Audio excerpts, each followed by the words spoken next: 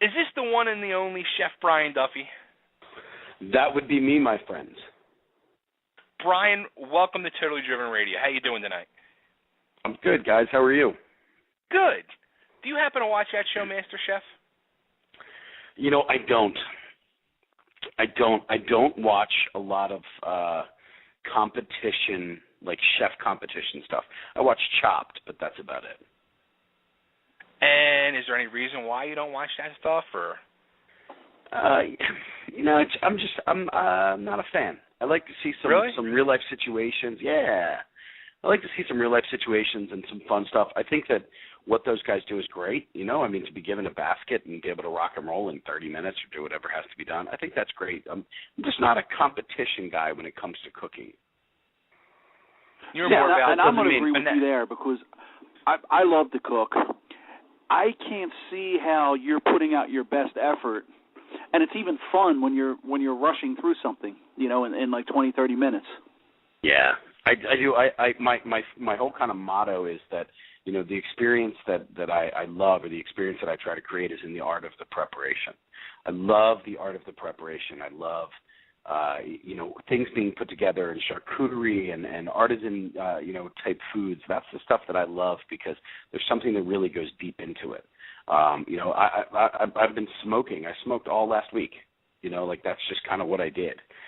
Smoked some ribs and chicken and beef, and, you know, I was just playing around. That to me is what I love to do. Now, I'm not saying that if somebody challenged me to do something, would I say no to it? Hell no. I'd love to go up and get somebody for fun. But what I'm saying is I don't enjoy that type of show. See, I think I want to challenge you to a smoke off on the ribs just so I can get to taste your smoked ribs. I know mine aren't going to compare, but hey, you know, my ribs are actually really easy to do, and my ribs are real basic. What I do is I have a mixture of a little bit of Montreal seasoning, brown sugar, and apple cider vinegar, and I make a paste out of it. And then I rub that on the ribs, and then I wrap them, and everybody goes, what do you mean you do this? I wrap them in like a restaurant-quality saran wrap or plastic wrap. Okay. And then I wrap them in foil, and I cook them at 250 degrees for 3 to 4 hours, depending on obviously how thick and what size ribs you have. I pull them out, and then I refrigerate them. The next day, I smoke them and grill them. Wow. Those are my ribs. Yeah. Interesting. Yep. Yeah, and they're real basic and they're real simple. You know, it's just a really nice little rub that goes on it. When I did the show in North Carolina, that's exactly what we did. Because the vinegar is really that, you know, it's not just in the sauce. And actually somebody kind of went after me one day, and they're like, it's not put on the meats and all the other stuff. It's not just in the sauce. It's actually inside on the meats as well. So, yeah, a little bit of vinegar goes a long way, my friends. I am a huge fan of the apple cider vinegar on the ribs. I'm constantly, when I'm smoking ribs, I'm constantly spritzing them with the apple cider vinegar, and then when I do I wrap my ribs at the end and pour a little bit of the cider vinegar in there, and just a huge fan of it. Well, you want to do something fun? Take your wood chips and soak them in some of the apple cider vinegar. You know what? I never thought of that. Yeah, there you go.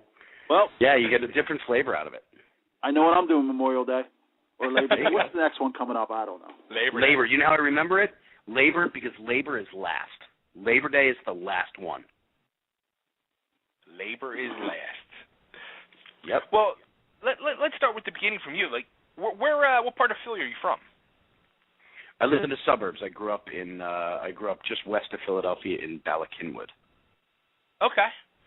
You're not far. I'm actually an Upper Darby boy originally. And well, there you go. Yeah, Frank's originally from Southwest Philly. Okay. My father grew up on 13th and Rittner. I have I relatives at 16th and Rittner. Yeah. Yep. Yeah, a lot of people from out that way. Now, see, that's where growing up in Philly, growing up in this area, you gotta have some kind of love for food. Oh, absolutely. Absolutely. And whether it's Italian food or it's Polish food or it's just a cheesesteak, it doesn't matter. I mean, I grew up in an Irish household. I'm Duffy. But now my grandmother was Honorado, and my grandmother was the one who really kind of ran with the Italian recipes. And my favorite story, my grandmother was about 80 years old, and we had gone over, my mother or my sister, my girlfriend, and I at the time. And I walked in the front door, and there was one setting at the table. My grandmother had made her cauliflower soup for me. My sister said, "Graham, what about us? Do we get some?" And my grandmother said, "No, this is for Brian. If he wants to give you some, you can have some, but this is for Brian." My girlfriend and my sister were like, what the F? What's going on here? What about us? Yeah, so I sat down while they put the Christmas decorations up and ate my grandmother's, cauliflower soup. But my grandmother had a great palate, and she did the old school Italian. My parents are both very adventurous cooks. It was kind of a big joke in our house growing up where we'd come home and we'd have friends or something, and we'd be like, "Mom, can Tim stay for dinner?" "Yeah, what's for dinner?" "Oh, we're having stuffed chicken breast again." And we'd be like, "Oh, not that again." My parents were always making really cool meals, and my father was the adventurous one, so we always had a good time. Now, is that what inspired you to become a chef?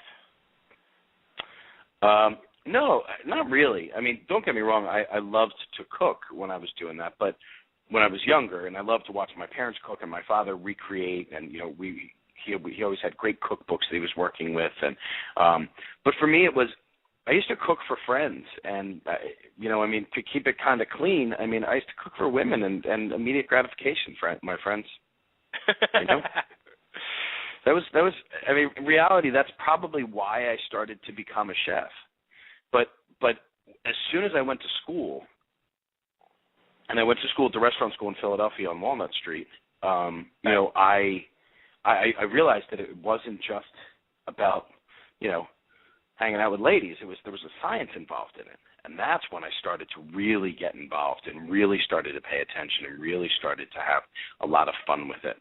I always talk about, even in my bio and all that, one of the first lines is, "I remember the first time that I put my jacket on." Like, that was a pride to me. That was such a cool day. It was because it defined what I was going to be and who I was going to be for the rest of my life at that point. Now, let me ask you this, because you did go to the restaurant school, and my stepson, he has been thinking about becoming a chef, and when he was getting out of high school, that's what he was saying. He wanted to go to culinary school, and he was picking all these real top-notch schools around the country, and I was saying to him, I'm like, just go to the restaurant school in Philly. It's local, it's nearby. You don't need to go to this top-notch school. And then a friend of mine who works in the industry, he said, "You know what? You don't even need to go to a restaurant school, or you don't need to go to a culinary school. You can just go and become a chef, and you'll be all right." What's your feelings on that? Do you really feel you need the proper culinary training? I've worked with one of my best friends who's a chef in Philly. His name is Theo, and he's the chef for Eulogy Belgian Cafe down on Arch or Race or Chestnut, who knows? It's one of those down there. Okay. He's a self-taught chef, and I refer to him as much as I can. If I have a question about something, I'll call him up and say, "Hey, Theo, what do you think about this, or how do you feel about doing this or that?" And this is a guy who never went to school, but he's knowledgeable because he learned in the industry. Now, I'm a guy who went to school, and I feel that I'm fairly knowledgeable as well about what I do. But I use my education on a daily basis, whether it's from cutting I roasted off chickens today. I've been eating very lean, my friends. I just lost 30 pounds in the last couple of weeks. For you. It's eating, and I have a great trainer in Narberth who's been beating the hell out of me a couple days a week. But I use it on a daily basis. So today, when I was breaking chickens down, I used my knife skills that I learned when I was in culinary school. When I went down to my office, I'm writing menus right now for clients of mine in Miami, and I used my skills of the business end of it by doing recipes for them. I costed out all of the recipes for them today. I used my skill from school of writing a recipe. I used my skill from school of putting flavors together and proper, just measurements and everything across the board. I learned all of that in school. And the funny part is I still have people that I ask questions to, and I ask executive chefs this question as well. How many ounces are in a cup? Do you guys know? 8. Very good. How many ounces are in a gallon? Ooh, come on. 64, 128. 128. 128. I was close. Yeah. Now, how much does a gallon weigh in pounds? 8 pounds, right? Yeah, exactly. But it's funny that there's a lot of people that just don't understand that. They don't understand that there's, 2 tablespoons in every ounce. And there's chefs who don't understand that stuff. So you can go to school or you don't have to go to school. I'm a fan of school because that's what I did. Good answer. Now, after you got out of school, how did you hook on, to start doing media, or did you go right from out of school to Kildare's and got your start, or? No. I graduated Culinary School in 93, 94, and I graduated December 6th, and I moved to Key Largo December 9th. I worked as a sous chef.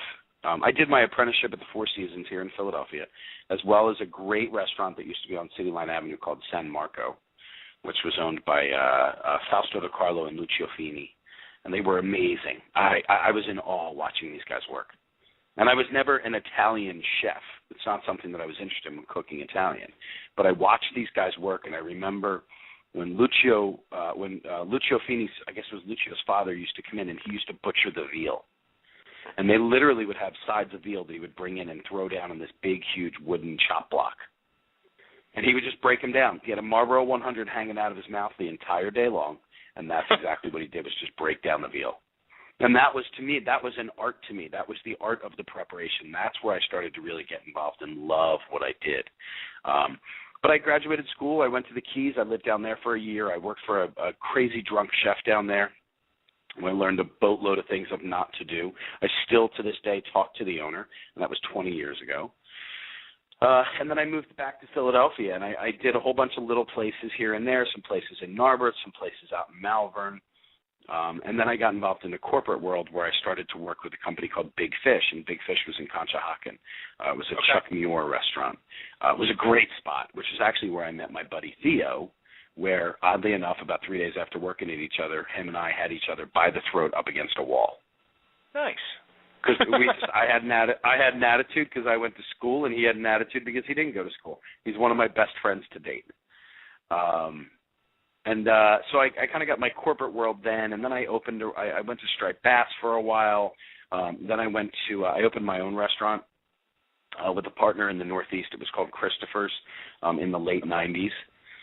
And then I just kind of worked around. I started working with Kildare's and those guys in 2004, I guess, or 2005. I was with those guys for 3.5 years. And, I opened up a lot of restaurants with Dave McGrogan and Frank Casper and Frank Daly and Pat, all those guys, and we had a lot of fun. It was a good experience for me. It was a way for me to get my hand and my food in, really 11 different restaurants. So. Now, which do you prefer more? Did you enjoy having your own restaurant and owning your own restaurant, or working for somebody and helping them do their own restaurants? I really don't have an answer for that because I enjoyed it no matter what.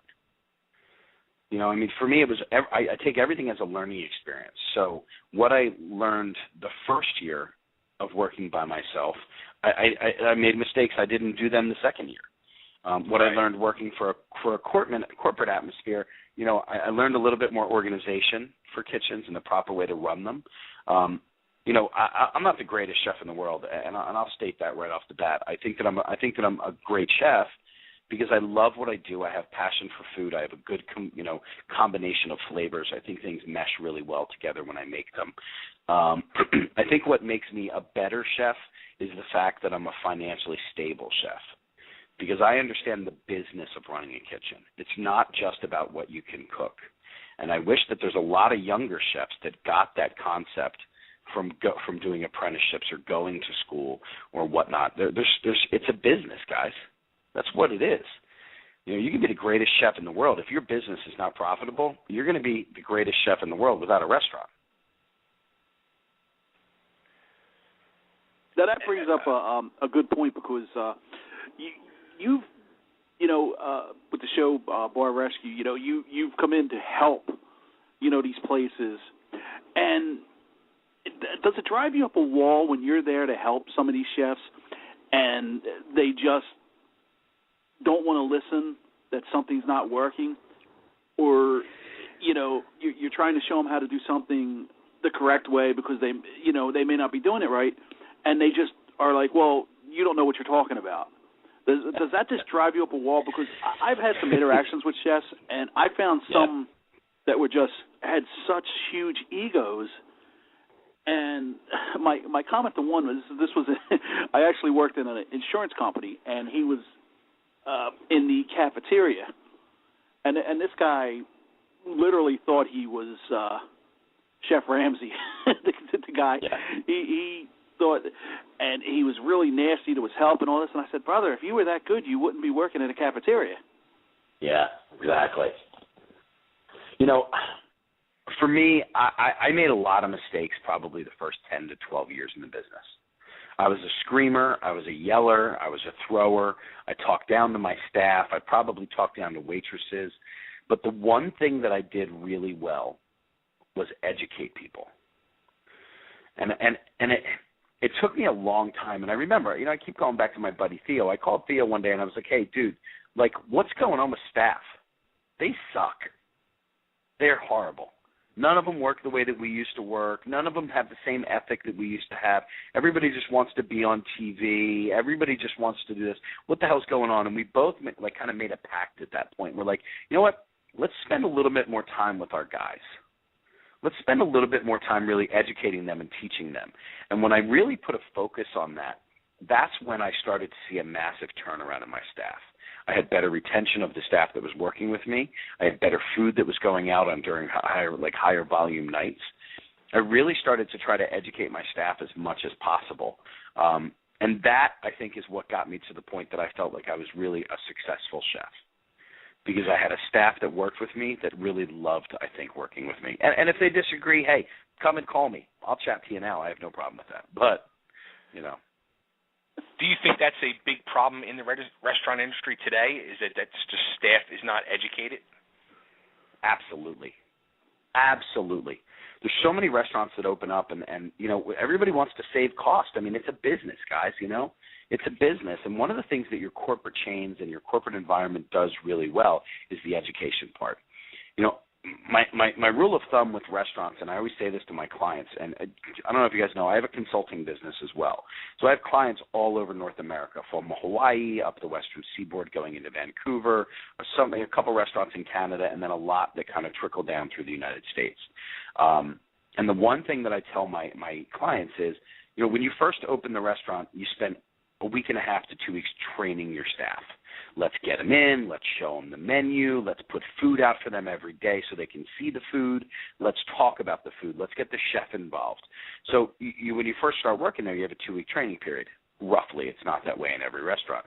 Now, let's fast forward to 3 months down the road. Now, we've been open for 3 months. You typically start to lose your staff after your first 3 months. You start to have a turnover. And then you start to hire new staff. Now, when the new staff gets hired, we bring them in. We give them a training of a couple of days, and then they're on the floor. Right. Now, fast forward to a year. Now I need a waitress. Joni, do me a favor. Call your friend Sandy. See if she can work tonight. Sandy comes into work tonight. She has no idea of the menu. She doesn't know what drinks are on the menu. Hell, she doesn't even know the manager's name at that point. So that's what starts to happen. Now, is it in every single restaurant? No. Is it in the restaurants that I deal with? Typically. Is it in the restaurants that are on the show? Absolutely. Training's a massive problem. And the worst part about it is it takes about 10 minutes a day. So why is it that you think that these people don't invest that 10 minutes a day? Because, because owners a lot of times are just non-existent. Yeah, they're in the restaurant during certain times. A lot of times they have to run home and have dinner with their kids and all of that. Nothing wrong with that. Trust me. I used to do it when I could. But a lot of times I think the novelty wears off a little bit. I'm not talking about your finer dining places, guys. I'm not talking about places that have an amazing general manager, an assistant manager, a dining room manager. I'm talking about your average places. I do a pre-meal every single day, twice a day. I do one for lunch and I do one for dinner. And my pre-meals are very, very simple, but they're very, very informative. I start off real simple with telling them what the specials are for the day, and I let them see and try the specials. But then I also give them one or two items that are that are on the menu that are classic sellers. So let's say you're in an Irish pub and one of your greatest sellers is stew. Well, guess what? Let your staff try the stew once a week. In there, I've got beef, I've got carrots, I've got onions, I've got this, I've got that. It's made with this, I put that into it. I know you guys were probably waiting for a stew recipe there, but I'm not going to give you one. But that way, your staff knows what's on the menu. Your staff has an idea of exactly what it is, because when I go to a restaurant and I say, hey, do me a favor, I'm allergic to onions. I'm not allergic to onions. But when these things happen, then, the waitress, usually the answer is, hold on, let me check with the kitchen. Well, guess what? You just lost money. And I don't mean that as being the tough guy. I mean that as reality. Your job is to know the menu. If you're a car dealership, and I've given you the atmosphere to sell that car. Mm-hmm. But guess what? When I sit in that car and I say to you, why don't you tell me a little bit about the car? And they say, well, it's got 4 windows, and there's 4 wheels around the outside of it. And if you lift that up, there's a big engine in there. Like, imagine that happening to you when you go to buy a car. It's the same thing when you're waiting tables or bartending or whatever it is. Know your product. See, and I agree with you 100%. One of the things that I love when I go out to eat is if the waiter, waitress knows the menu and is actually can give you, an opinion, like you said, because sometimes you go into a place and you ask, I feel the same way when they're like, well, I got to check with the chef. Well, I'm not going to ask you how it tastes now because you obviously have no idea. Exactly. But for me, it's – go ahead. I'm sorry. Go ahead. Oh, and this brings me to another what I wanted to ask, because it was in the news today that they're thinking of doing, should the United States do away with tipping and just pay the waiters and waitresses more? No. Do you think that'll have an effect, that if there's a bigger salary that the quality of help would go up, or do you think it's just the lack of training? We have a responsibility as the owner of a restaurant to hire the best possible people that we can. If you're hiring mediocre people, you've got a mediocre business. It's that simple. So I don't want to blame it on how much they make, because I know a lot of waitresses and bartenders and servers and yards that make one hell of a living, making $283 an hour, quote unquote.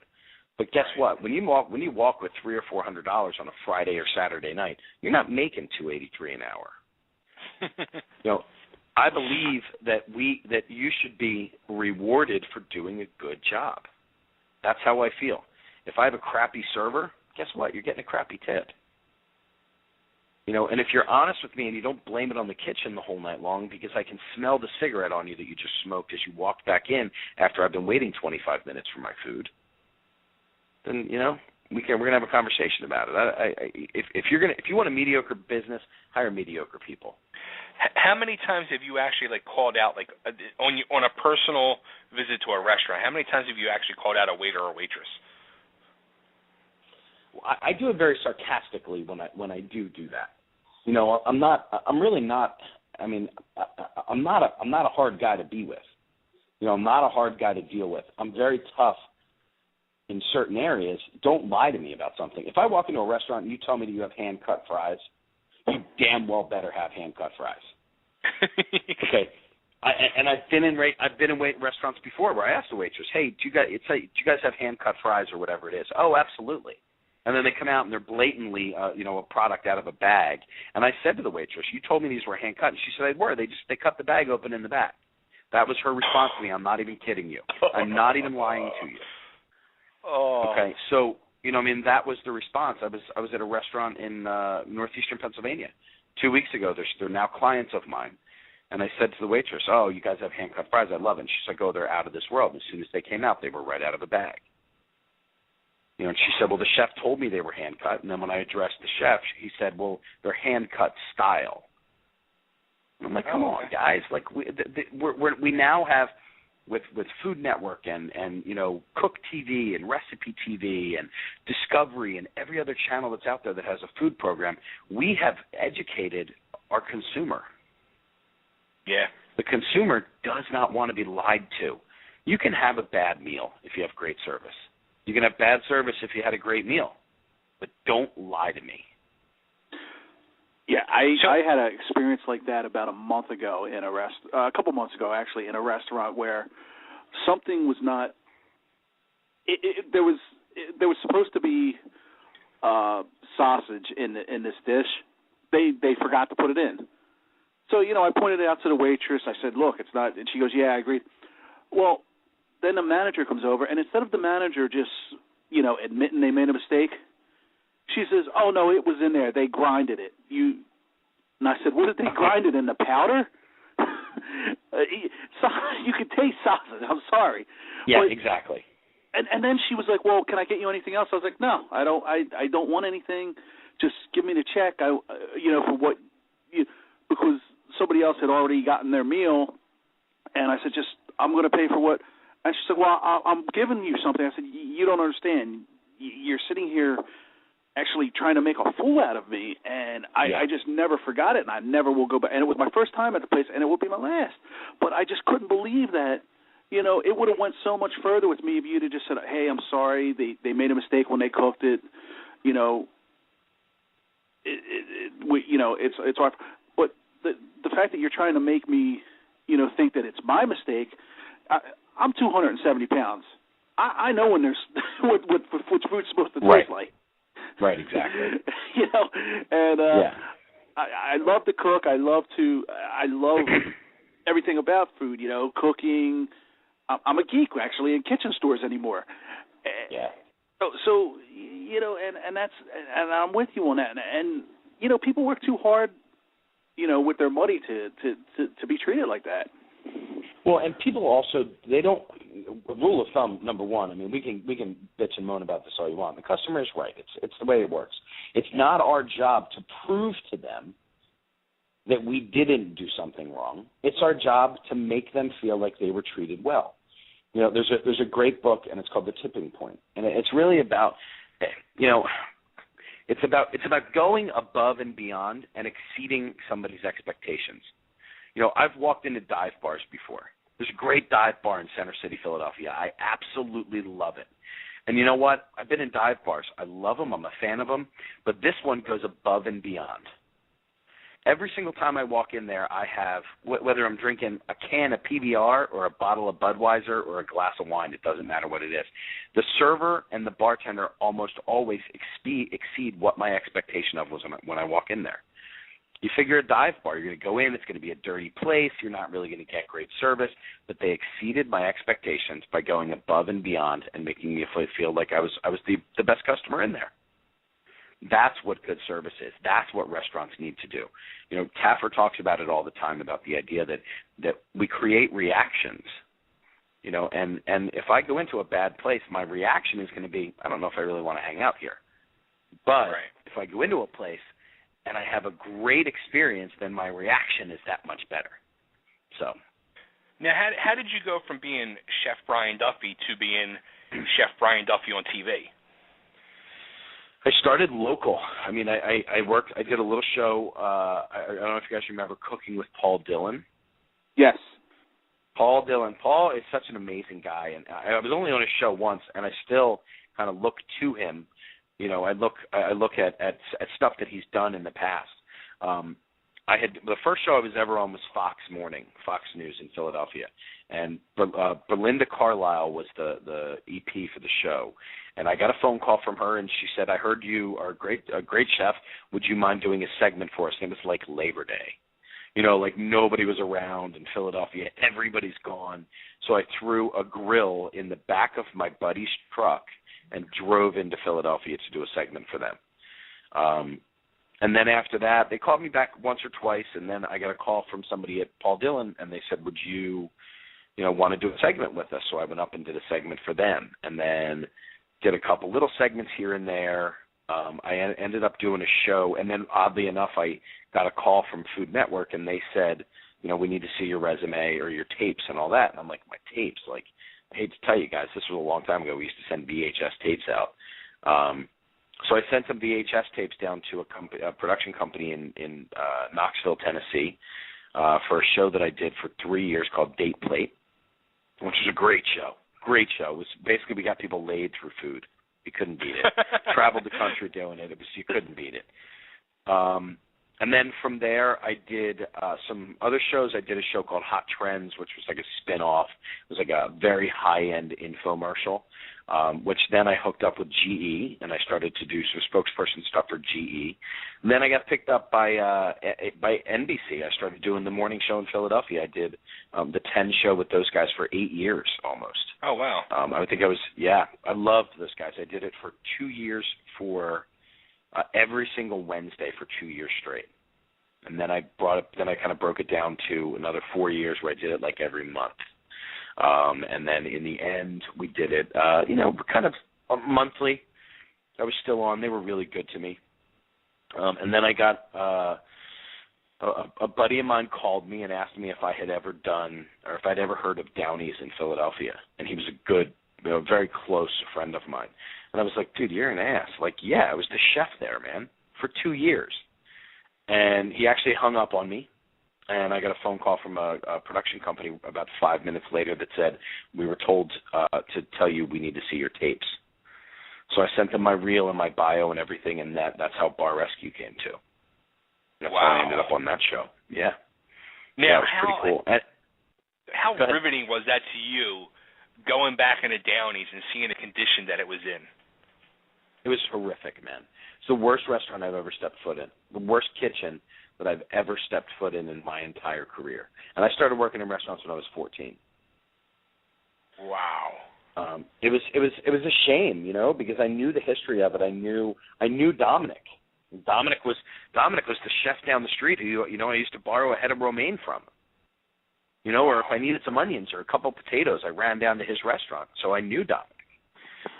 So it was really tough for me to watch because when I was there, we were doing about $25,000 a week in food.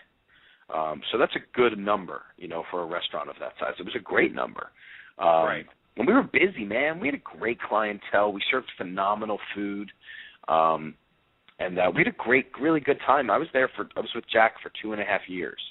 And then oddly enough, my buddy Theo, who was my sous chef, took over. It sounds like I have some sort of affair going with Theo because I've been talking about him a lot. But and then I left, and I remember when Jack had sold it to Dominic, and I was like, oh, cool, great. Dominic's a hell of a chef. He'll turn it into something really good. And then it just went downhill. With all the bad press that they got and the horrific scene that happened on Mother's Day. I don't know if you guys know about that or not. It's not my place to talk about it, so I won't. But Google will tell you anything you want to know about Downey's and Mother's Day. It was a tough run for Dominic. So it was really embarrassing for me to walk in and see that, because it was it was something that I put on my resume, man. It was something that I was proud of. I had a lot of pride working there. Wow. Now, out of all the restaurants you've walked into for the show, you're saying that's the worst one. Like, dude, I'm not saying that on the show. I'm saying in my career. Overall, that's the worst one? The absolute worst that I've ever stepped foot in. Wow. Yeah. that's mind blowing. Like, they had 52 critical violations on their health inspection in 2011. They were shut down for 3 days and reopened on St. Patrick's Day. To give you an idea, I'll bring Theo up again. Him and I had a conversation about it. Theo and I combined have had 4 critical violations in 50 years combined of being in the restaurant business between him and myself. We've had 4. They had 52 on one health inspection. Wow. And then we're able to open 3 days later. It's scary because every time, like, when I go out to eat, like, usually me and my family go out on the weekends to restaurants for dinner and all, I always now think of you and that friggin' restaurant or any of them restaurants Because, and I say to myself, I even said this to my wife like last week or 2 weeks ago, because we start talking about the show and we'll be talking about it, and it's like, is the kitchen bad like that? Like, you don't know. And you don't. You absolutely. There's ways to tell. I mean, if you walk into a place and you can smell fryer oil, chances are the kitchen's not clean. If you walk into a place and there's, if the tables, I don't want to be as blatant and obvious as, tables being sticky or, tables being rickety and rocking back and forth, or the bar being sticky, or look at your bar and see how clean your bar is. Go into the bathrooms. Chances are, if that stuff's not clean, neither is your kitchen. Yeah. To keep a clean kitchen is easy. It's an easy thing to do. It's about training your staff and having them do it. My staff, we used to clean every day. And we didn't just clean our stations. We cleaned equipment. We cleaned walk-ins. We hosed things down. We scrubbed stuff. We transferred. We rotated. That's the way a kitchen works. That's the way that all good kitchens work. And that's one thing I never understood about, like you see a lot of these places, it's like they never clean the kitchen once. And, I had a short-lived restaurant managing career. It was just a Papa John's, and it was only for about a month because I learned that the restaurant business in that respect wasn't for me. But, you just had the people clean up at the end of the day, and it was done. But you look at some of these bars, and from watching the show, I'm with Bay. Sometimes I see a couple things at a place, and I'm like wondering if I should even be eating in this place. Yeah. If you question it, don't do it. And I hate to say it. If you question it, don't do it. It's your health. Do you think because if he's not cleaning the grill off, then guess what? He's not washing his hands after he touches the chicken either. I don't want to go out to eat no more. do you think it's actually probably those are few and far between, man. They're few and far between. Those are, what you're seeing on the show is not every single restaurant. Right. I'll tell you, when I was in North Carolina a couple of weeks ago, the show that just aired, that was not a dirty kitchen. They had organizational issues, but it wasn't a dirty kitchen. I didn't have a problem eating there. In fact, I sat down with Josue and his buddy, and we sucked down ribs for like 2 hours, while we were doing the training and the testing. The kitchen itself wasn't dirty. The practices that they had of holding some of the food was where I had issues and where Taffer really had issues. We ended up throwing out burgers and all that stuff. Right. So, yeah, but not every kitchen is that way, guys. I don't want people to get scared to go out and eat. It's not what happens. But if you smell it when you walk in, turn around and get the hell out. How many out of all the restaurants, bars you guys have gone into and worked your magic to, how many of them have, after you guys left, gone right back to their old ways? I don't have that number. I do know that the ones that are successful, I still talk to. Black Sheep in Cincinnati, Natalie, who was the bartender, just texted me this morning. Her and I texted each other for a good half hour, 45 minutes this morning. Betsy from Handlebar Cafe, she called me last week. She invited me up. In fact, Steph, her sister, her husband is a pilot. They want to fly me up there one weekend to do a charity ride with them. That's awesome. Yeah. Black Sheep from Cincinnati, they're up 100% almost on a weekly basis from the year prior, guys. Wow. That's a success story. Moonrunners down in North Carolina, they're banging it out of the park. They're banging it out of the park, and they're having a field day doing it. Helen just sent me a text and an email last week, and just to say thanks and, to tell me that she misses me. And she's going to be in Philadelphia, and her and I are going to go out and have a drink. Nice. The Olive Pit out in California, I don't know how they did because they had a really odd situation where, the chef who was in there, Julie, she was leaving, and so I didn't follow up with them that much. But I try to keep in touch with as many of the kitchens that I did. I try to keep in touch with a lot of them. I'm not talking to the guy in Denver, I'll tell you that right now. That's not going to happen. Now, which place was that, the Denver? That was Zanzibar. Oh, because I also remember, wasn't there one that was a pirate theme? And that wasn't me. That was John and those guys. I didn't get involved in that. That was but that's what I'm talking about. They changed it, and they said, "Look, this ain't work," and they're already back to it, and they're like, "Well, I mean, that must drive you up a wall, especially when you put so much time and effort into changing some of these places around, and as soon as you guys leave, it's just the same old, same old." That was a really tough one for John. I know John had talked about it, and I don't ever speak for John. That's nobody speaks for John. John speaks for himself. But I know from having conversations with him, that was one of the ones that kind of bothered him. He still talks about it being one of the worst ones that he did because of the owners. They shut it down the next day, and they immediately went into bad press mode where they started talking shit on the show and talking crap about Taffer. They had a whole thing that they burned a big picture of Taffer in effigy, but the funny part about that is, they put it on YouTube, and then Spike TV actually put it on the website. Because, it was something controversial. That's the way it was. But what a lot of people don't know about leaving Pirates, and I was not at Pirates, I want everybody to know that. I did the show after Pirates. Pirates put a pirate curse on Bar Rescue. We lost our trucks for 5 days after that. Then, right after we got all the trucks back, we started to work in J.A. Murphy's in Fells Point down in Baltimore.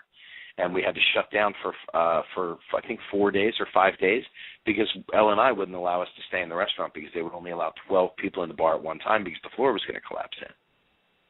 Wow. And there were issues that kind of continued to happen throughout the season, and everybody on the crew, we've got a crew of like 45 or 50 people, always talks, they're like, damn Pirates. So damn Pirates. Yeah, damn Pirates. What is it that you really think, like, when you guys go into these places, like these places contact you guys for help, and you guys are there, you're giving your knowledge, your help, what to do, and you guys are going to remodel the place and all this stuff for them, and you guys are just going to pull out all the stops for these people, but yet some of them, it's still such a fight to get them to change in their ways. Why is it? Don't they realize like how wrong they are and the situation they put themselves into? Well, a lot of them got themselves in that situation by not listening to other people anyway. Think about your average restaurant owner. Your average restaurant owner is a business person, and they got into the business because they wanted to do it better than anybody else could. Right. So if I open up a sports bar and I'm going to say I'm going to do it better than Dave and Buster's, and that doesn't happen within the first 3 months of opening the restaurant, or 4 months, or 6 months, or whatever it is. Well, guess what? Now I'm a failure in my own mind in a way. But I'm not going to admit that. It's not something I'm going to admit to somebody. I'm going to continue to do business the way that I am, expecting it to change. Well, what's the definition of insanity? The definition of insanity is doing the same thing over and over and over again and expecting a different outcome. And that's what a lot of these people still don't get. They don't get the idea that we're there to help them to do stuff. It's not just about a TV show, because we really get pretty involved with them. Taffer especially, you've seen it on the show. And, what you guys didn't hear, I remember Taffer talking up in Handlebars. And John pulled me aside at one point, and he's like, "Brian, this isn't even about rescuing a bar anymore. He's like, this is about rescuing, two sisters, two alcoholics." And he's like, I'll pay for the counseling out of my own damn pocket just to get these two help. That was Taffer. That one was bad. Yeah, but now what I do want to say is Betsy and Steph are both really nice ladies, man. I really liked those two. They're very, very sweet. They don't get me wrong. Whatever they were doing ahead of time had nothing to do with me, but they were boozing, and they were booze hounds, and that's one of the things that they were used to doing. They're both running a successful business right now. Betsy called me last week to let me know that she had changed the menu around. She kept all the stuff that we gave her on there, but she also added other stuff to doing lobster rolls, and that's great, man. That's the stuff that I want to hear. You take what was given to you and you build upon it. Do you think it's better to have a menu where it's like 100 different things, or something that's got 20 different things? I would rather see a menu that has 25 items done really well than 50 items that only half of them are done well. Because if I have a menu with 50 items and I only do 25 well guess what? I suck half the time. Yeah. So I would rather have a menu. If you're going to do things, if you're going to put it on a menu, execute it at the highest level possible. Don't try to, don't half-ass something. Do it at the highest level that you possibly can. If you're going to open a restaurant up, start with a smaller menu. Start with a 25-item menu. And that's what I tell my clients now. Most of my clients have smaller menus. I have a client that I'm going to be working with in California pretty soon. They have 108 items on their menu. Wow. And not only that, but their sales aren't there to generate enough turnover to use all of that product for 108 items. Right. So, there's a lot that goes into it. You got to think about it. And I always talk to people about a menu for some people for everybody should be a symbol of pride. It's something that's important. It's really your calling card. It's your business card. It's your billboard. It's everything to kind of get that business going. And if you have a menu that has too much of your own self in it, which unless you're like a fine dining or a chef-driven restaurant that you want people to know who you are, and I don't know if I'm making enough sense with that, but what I'm saying is your average restaurant, like I have people who are saying, hey, I want to put my grandmother's meatballs on the menu. Right. Okay, well, how's the recipe? Well, it's got this, and we do this, and we do this. Well, what else do we use this product for? Well, we don't. We're only bringing it in for these meatballs. Well, your average restaurant shouldn't do that. And then you take a look at the labor end of it. Well, we have to roll them by hand. We can't use a scoop because that's the way my grandmother did it. Well, guess what? My grandmother did it as well, but she didn't get paid to do it. So my grandmother's meatballs are just as good when I make them, and I make them in bulk, as they were when she made them, and she did them with love. And to quote my grandmother, I did them one at a time while watching my stories. That's what she used to say. So. Reminds me of being a kid, watching my stories. Yeah, watching my stories. Leave me alone. I'm watching my stories, and I'm making meatballs. As they were the house cook smoking a cigarette. Yeah, I don't know. I don't think my grandmother ever smoked. I think she might have when she was younger. But I do. My grandmother used to save ice cubes, and we had powdered milk whenever we went to her house. You heard me correct, boys. I said, yeah. She used to. If you didn't use the ice cubes, she would rinse them off. I mean, she was a Depression baby. She was born in 1912, man. Wow. All right. Yeah, recyclable. She lived in a house with eight other kids and her parents. So. Wow. Yeah. So, is there any chance of you getting your own show in the future? I mean, we always hope for that stuff, and I mean, don't get me wrong. I've got networks that I've pitched shows to and all that stuff, and I really love doing the show Bar Rescue, but I'd love to have my own show. Absolutely, I'd love to have my own show. Is it in the works? Who knows what we do on a daily basis. Did you ever expect to be on TV doing what you're doing? I didn't expect it, but I always envisioned it. It's something that I like to do. I love people. I love talking to people. I love meeting people. I had a conversation with my brother yesterday. Both of my brothers live in LA, and they're both in the business, in the TV business. They actually have a production company out in LA called Ugly Brothers. And I'm hoping it's not me that's the ugly brother, but I had a conversation with them the other day, and I said, if I ever get to a point where I act like this, just smack me across the face. And my brother said, I'm going to do it to you 5 days before you even get there. There's a lot of people that are on TV that are unapproachable, that are, almost bothered and burdened by people. Like, I love the fact that people recognize me. I love the fact that, that people want to talk to me about what I do, because I love what I do. I love food. I love the business of food. I love, talking about the shows and all that stuff. And I have a field day when I go out there. And I'm lucky enough that I get to travel the country and get to talk about that stuff. So. All right, Brian. We're go ahead, Frank. I know you've been with us a little while now. We need you to settle an argument that has been going on this show since day one. You're a Philadelphia guy, so we're going to let you be the judge and this Philadelphia cheesesteak.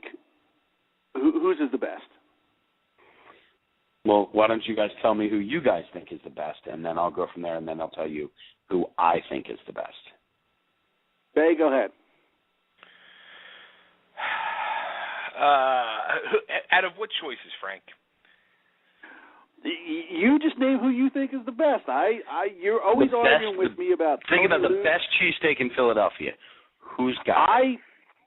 My favorite is Pier 40 right now.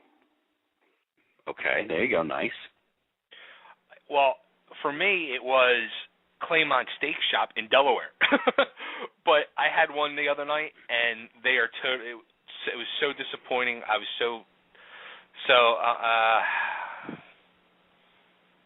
I really don't know. Oh, now you're petering out on me. You for the longest time was talking Tony Luke's. No. Okay. Now that we're going to end the argument. You're No. For Tony Luke's, it's always been his roast pork. Love his roast pork. But I for cheesesteaks, if you're going to go like big names like that, I've always preferred Geno's over anybody. Oh, awful. So what I tell people whenever anybody asks me what they should do when they come to Philadelphia, I say this: go to Pat's, and then go to Geno's, and then go to Tony Luke's. I love Tony Luke's cheesesteaks. I love his pork sandwiches. And it's not just because I love Tony Luke. Tony's a buddy of mine. I love him to death. That he has my favorite cheesesteak in the city of Philadelphia. My favorite cheesesteak in the area of Philadelphia is Mama's Cheesesteaks on Belmont Avenue in Ballackinwood. I've had them 20 years ago. Insane. They are awesome. It's absolutely out of this world. Now, I got it. Now I'm going to have to make a trip. It is completely worth it, dude. I'm telling you. Now, they're only open a couple of hours and all that. They're unbelievable. Yeah. I used to work construction 20-something years ago, and we were working at a frat house down at the University of Pennsylvania, and we would drive to Mama's for lunch from University of Penn. Yeah. Frank, they're well worth it. It is totally. Frank, where do you live? You live in Southwest? No, I actually live in the suburbs now, around Springfield area. Oh, okay. So you're a Delco boy. I got you. I'm telling you, man, come down City Line Avenue, make a left on Belmont Avenue, go past West Hill Cemetery, come up on the right-hand side at the road of it's right where the Comcast kind of drop-off is when you get rid of Comcast. I can't remember the street. It is Old Lancaster Road, maybe? That might be Meeting House, right there one on of those, corner. but it's on Belmont Avenue. And it is, dude, I'm excited thinking about it. I'm actually smiling thinking about it right now. You know what? They have good meatball sandwiches too, Frank. I mean, packed. Yeah. But again, you want to talk Philly cheesesteaks in the city? I'm a huge fan of Tony Luke's, man. And the best part is you get the cheesesteak and then you go for the pork. See, I used to tell people the same thing. I used to say, go to Geno's, go to Pat's, get cheesesteaks, one from each, and then go to Tony Luke's and get a roast pork. Yeah. But if you want to have my absolute favorite, my favorite sandwich shop in the entire city is on 9th Street, and it's George's. George's on 9th Street? Right on the corner of 9th and Christian. Catherine? Yes, what's that? I know exactly what you're talking about. It's the tiny little spot. If you're walking down 9th Street the wrong way, on the right-hand side, it's right there. It's got the red sign, and it's George. That's it. Rock and roll. Go and say hi to everybody. And I have eaten there, but I cannot give you an honest opinion because I was drunk. Well, and now here's the deal with these guys. I go down there probably 4 times a year. So when my brothers come home from L.A., and it used to be a man thing, my father would take us down there for Christmas Eve dinner. We would go down for La Vigelle, and we would pick up the fish for the Italian feast on Christmas Eve. And it would just be the men. And we would go down, and we'd sit down, and we each have 2 pork sandwiches or 2 tripe sandwiches or 2 pork and sausage or whatever combination you want to come up with. And then we realized the guy's last name is Honorato, which was my grandmother's last name. So now they're like family to us. So now we go down. We take family pictures in front of the place, guys. Oh, that's awesome. They're wonderful people, and they're the nicest people. And the grandmother's still in the back. She's the one doing the pork out of this tiny little oven in the back. Nice. And the father and daughter are out there, and they're cooking, and the daughter's a sweetheart, and she yells at me whenever I go in because I haven't seen all of the Batman movies. Like, they have a counter that fits 8 or 10 people, and do me a favor and go and try it. There you go. Now we're just plugging Philly sandwich spots. I'm telling you. All right, before we let you go, Bri, a couple more quick questions. Favorite pizza in Philly? Say it again? Favorite pizza in Philly? Oh, jeez, man. You know what? I love Stella in Head House Square, Steven Starr's place.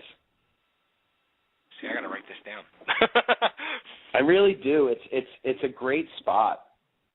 It's right on Head House Square. It's where it used to be a Cozy. And Cozy sold it. Steven Starr bought it, and he put Stella in. And he's got his pizzas are banging. It's a great wood-fired oven. And then they do a lamb ragu that is out of this world over, I'm going to say rigatoni. It's like heaven. Wow. Yeah. All right. Next one. Go ahead. What's the next? Tomato pie. Oh, I don't know. Conshohocken Bakery, man. You can't go wrong. There's it. The what is it? Corpolese. Or Kasha's on 16th and Rittner does a nice little tomato pie as well. You know what? I like their white pie with the hot peppers the best. I haven't had that. That's good. See, Try the it worst part is I don't eat like this anymore. I can't. I'd love to, and I get one cheat meal a week, and it's hard to hit all these places. And you're being like Tony Luke, and you're on a big weight loss thing. It looks like. Well, because I got to a point that that I saw myself on TV, and my brother called me one day, and he's like, "Dude, you're fat as shit." Wow. He's like, he was dead. I mean, that's what brothers do to you. That's what brothers are supposed to do to you, at least. That's what my brothers do, and they know. I tell Frank that all the time. I mean, they know my business and they know my career, and they know what I want to do and what my goals are, and so that really was a breaking point for me. And it's I was 40 years old, 42 years old, 41 years old, whatever it was, and I was hanging out and having fun and drinking with the boys in on the crew and traveling the world and eating and drinking and having a great old time, and not going to the gym and not taking care of myself the way that I should. So I felt like crap. Yeah. And I had to make a decision. And the decision cost me a lot of money. I mean, it's not like I did this, by myself. I have a trainer in Narberth at Pinnacle Fitness. His name is Doug Sevis. And, I walked in and I sat down with him and I felt really comfortable with him. He's tough on me, but he doesn't beat the shit out of me. With the exception of the 250 lunges that he makes me do. But I also eat 8 times a day, guys. Really? So I eat every 2 hours, yeah. And I eat very, very lean meats. I ate a lot of sweet potatoes and a lot of vegetables. Tonight I had, a whole sweet potato and that I roasted off, and I buy chicken in 6 and 8 pound bulk sizes, and I just roast chicken off, or I smoke it, or I grill it. It's the way that I had to do me. Some people do it other ways. This is the way that I had to do it, and I've lost 30 pounds, so I feel really good. Good for you. Yeah. All right. Well, anything you want to plug before we let you go? We got the show. We love doing the show. I love the fact that everybody watches it. I try to tweet live as much as possible. If anybody wants to follow me on Twitter, I'm Chef Bryduff. It's at Chef Bryduff. My Facebook page is Chef Brian Duffy. My website's Chef Brian Duffy. You want to call me? Go ahead. Call Bay and ask him for my phone number. There you go. And before we let you go, can you cut a quick ID for us as well? To say, this is Chef Brian Duffy, and you're listening to Totally Driven Radio. Sure. This is Chef Brian Duffy, and you're listening to Totally Driven Radio. How about that? That's beautiful. Nice. Thanks, Brian. It's been great talking to you. Let's keep in touch. Let's go do a cheat meal one day. When you can do a cheat meal, let's go eat something good. Absolutely, you're 100%. I will absolutely do that with you guys. Have you I want to go to George's. Yeah. Oh, dude, let's go to George's. We should do a live remote from George's. Let's do it. Let's set it up. Yeah, we'll do some fun with. Have you guys? Let me ask you. We got to get off the air. I'm sure. I don't know what your time is. What's your favorite restaurant in the city, guys? You know where my favorite hangout is? Hooters.